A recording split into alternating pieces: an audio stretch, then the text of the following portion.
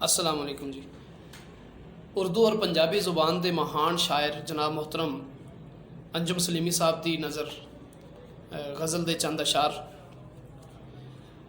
चूँकि अज 21 फरवरी माँ बोली दिहाड़ है तो मैं मित्रों की नज़र पंजाबी ज़ुबान में लिखी एक तखलीक पेश कराँगा। अर्ज़े के साडे पल्ले हैण स्यापे वरियां तों, साडे पल्ले हैण स्यापे वरियां तों, शीशे विच ना मूँह स्यापे वरियां तों। साडे पल्ले हैण स्यापे वरियां तों, शीशे विच ना मूँह स्यापे वरियां तों। और ओदियां यादां दे मैं भीड़ भड़के विच, ओदियां यादां दे मैं भीड़ भड़के विच, लभदा फिरना वा इकलापे वरियां तों। और जहरा पी के रोज़ दिहाड़े मरदे ने, जहरा पी के रोज़ दिहाड़े मरदे ने, रोंदे फिरदे दुखिया मापे वरियां तों।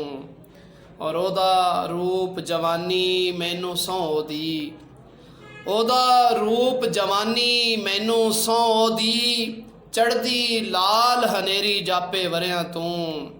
ओदा रूप जवानी मैनू सौं दी, चढ़दी लाल हनेरी जापे वरियां तों।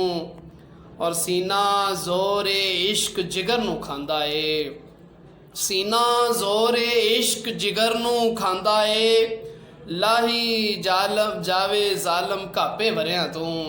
कि सीना जोरे इश्क जिगर नू खांदा ए, लाही जावे डाडा घापे वरियां तों। और प्यार दी फाही दे विच आपे फसिया ए, प्यार दी फाही दे विच आपे फसिया ए, ला के बैठा फाइयां आपे वरियां तों। और समर जी साडे आगू जुग जुग जींदे रहन, समर जी साडे आगू जुग जुग जींदे रहन, लुट्टी जावण आपो तापे वरियां तों। साडे पल्ले हैण स्यापे वरियां तों, शीशे विच ना मूँह स्यापे वरियां तों। शुक्रिया, मेहरबानी।